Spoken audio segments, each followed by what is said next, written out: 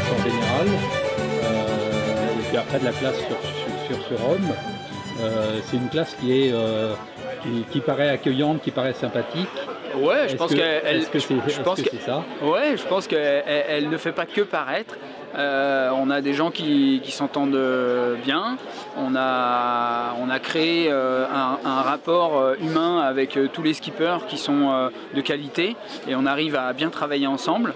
On arrive à être concurrents quand on est dans les 4 minutes, mais on arrive à collaborer et construire des projets ensemble pour le bien de la communauté.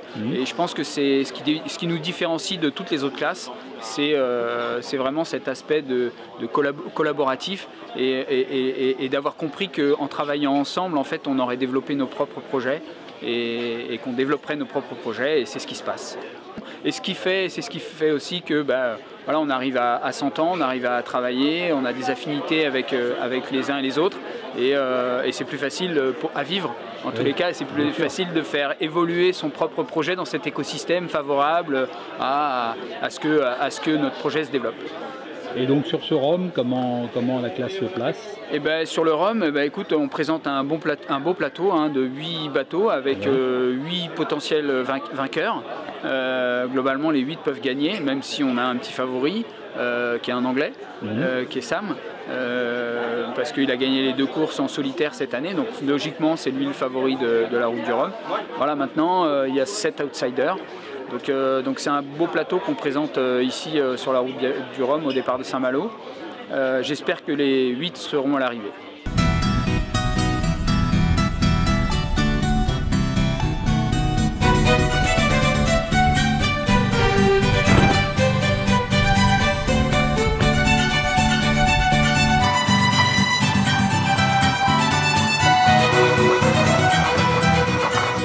Sur le bord de Coesio, écoute, on part avec des objectifs de performance élevés, on va essayer de gagner, voilà, tout simplement. Mais avant de penser à gagner, il faut déjà arriver de l'autre côté. Donc déjà arriver de l'autre côté, même si j'ai un bateau neuf, le bateau il a 2 ans. Coesio, c'est un projet qui est jeune dans la course au large, parce qu'on a 1 an et demi d'existence. On a commencé sur la Transat Jacques Vabre. Donc on a des objectifs de perf qui sont assez élevés sur du long terme. Voilà, mais bon, on arrive sur cette route du Rhum totalement prêt et avec une belle confiance à bord du bateau et à bord de Coesio, parce qu'on a beaucoup navigué, on a réussi à combler les petits manques qu'on avait au démarrage du projet. Et aujourd'hui, en tous les cas, j'arrive confiant, protégé, et voilà, et à l'écoute de mon bateau. D'accord. Et donc la météo là, parce que c'est le sujet un peu de... Écoute, la météo, c'est pas terrible. J'avoue que de mémoire, j'ai pas connu de situation météo aussi mauvaise. Voilà, écoute, je pense que même c'est pire que 2018. Donc écoute, là toute la semaine va être compliquée. On voit bien que la situation météo elle est quand même anormale. Je pense que c'est vraiment en rapport avec ce changement climatique. Bien sûr. Voilà, on voit bien que même chez nous, on voit bien qu'il y a des changements qui s'opèrent. On a encore des dépressions tropicales qui sont naissantes dans les Caraïbes, alors qu'on est en novembre et qu'on est à la fin et que normalement c'est fini, quoi. Donc on voit bien qu'il y a une situation météo qui n'est pas classique. Il y a un anticyclone qui nous barre complètement la route pour descendre dans le sud et pouvoir avoir un échappatoire. Donc c'est un peu le problème de cette situation météo, c'est qu'il n'y a pas d'échappatoire au sud et qu'on pourrait se permettre de prendre un front et puis descendre dans le sud pour aller s'échapper. Mais en fait là il n'y en a pas, il faut vraiment rester sur une route nord, passer au nord des Açores et en fait enlever le ciré à 3 jours de l'arrivée, quoi. Donc voilà, c'est pas une situation météo classique, c'est une météo très bosselée aussi, la route est très bosselée. Voilà, ça marche dans les jeux vidéo, je suis pas sûr que ça marche en vrai.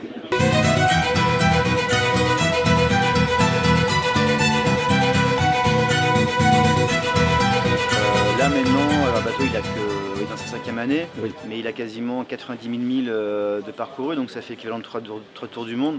Donc ça fait un bateau pas vieux, pas récent, mais en tout cas que je connais de mieux en mieux. Et là on rentre dans le moment où on a un bateau déjà qui est typé pour l'océanique. Oui. Et on arrive à un moment où là, on commence à avoir une vraie relation mature entre nous deux, on va dire. Moi qui le connais et puis qu'on a aussi fait évoluer un peu à ma main. Et le bateau va bien, c'est un bateau vraiment, comme je disais, qui est typé pour l'Océanie. Alors c'est vrai que des fois, sur les inshore au contact, on est un peu plus en peine que certains à certains moments. Mais bon, il y a aussi peut-être encore du boulot à fournir pour arriver à lisser certains petits défauts, pas du bateau, mais peut-être aussi de son fonctionnement. Oui. Mais globalement, ça va, le bateau il est fiable, j'ai confiance en lui et je sais comment m'en servir. D'accord. Et comment tu te situes par rapport au reste de la classe? Le seul avantage que j'ai, c'est que je suis le seul à avoir déjà fait la route du Rhum sur le même bateau. Oui.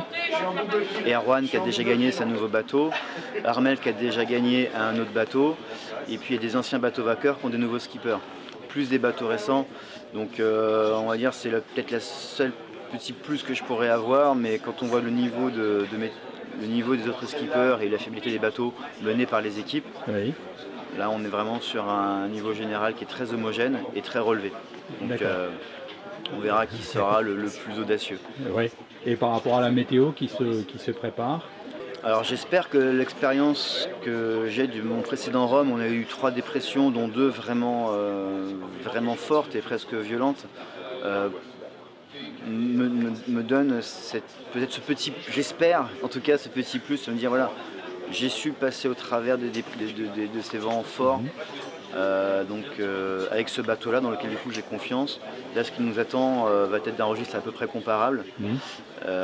J'espère pas plus parce que c'était vraiment fort la fois d'avant.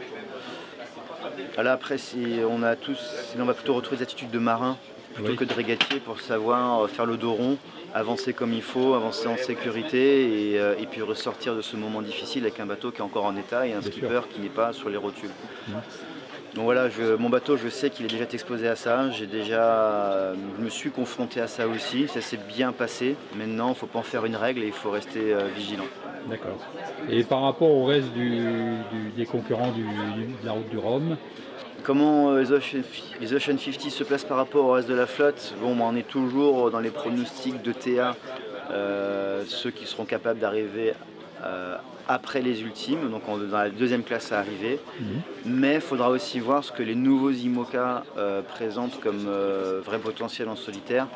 Il y a des phases où on ira plus vite, il y a des phases où ils iront plus vite que nous parce que le fait qu'ils soient lestés et leur stabilité va les rendre plus sereins sur la capacité à pouvoir aller vite, alors que nous on va être un petit peu à chercher à temporiser. Après on souhaite en effet arriver en deuxième catégorie.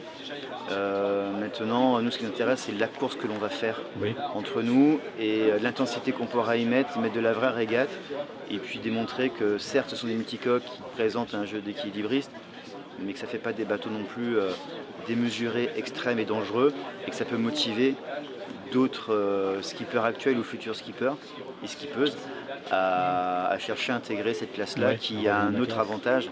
C'est qu'on a un programme de course qui est bien ficelé, qui rythme très bien la saison. Et puis c'est une plateforme d'hospitalité qu'on a pour nos partenaires ou pour tous les sujets que l'on défend en termes de cause, à embarquer des invités par centaines tout au cours de l'année. Et en termes d'expérience à proposer, à offrir, c'est une plus-value qui est exceptionnelle, sur laquelle il faut savoir miser.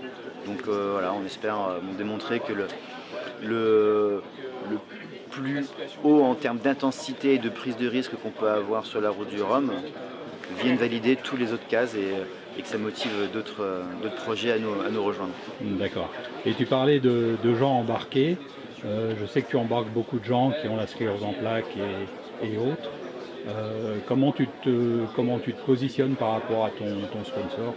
Alors moi, j'ai pas de sponsor.